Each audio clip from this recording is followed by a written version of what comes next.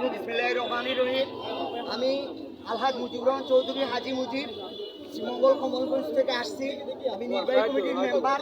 আমাদের জনাব তারেক রহমান সাহেবের ঘোষিত তারুণ্যের সমাবেশকে সফল করার জন্য আমার কমলগঞ্জ এবং শ্রীমঙ্গল থেকে অসংখ্য ছাত্রদল, যুবদল, স্বেচ্ছাসেবক দলের এবং জাতি দলের নেতৃবৃন্দকে নিয়ে আমরা আসছি।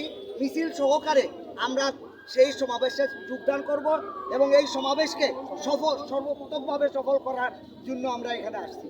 সবাইকে এই সমাবেশ বাংলাদেশের সকল জেলা থেকে অতি উৎসাহ উদ্দীপনা নিয়ে মানুষ এই সমাবেশে, যুবকরা এই সমাবেশে অংশগ্রহণ করছে। আমি আমার ভাই যুবদলের সভাপতি জনাব জারু ভাইকে কিছু বলার জন্য। বিসমিল্লাহির রহমানির রহিম। বাংলাদেশ জিন্দাবাদ, বাংলাদেশ জাতীয়তাবাদী দল বিএনপি জিন্দাবাদ।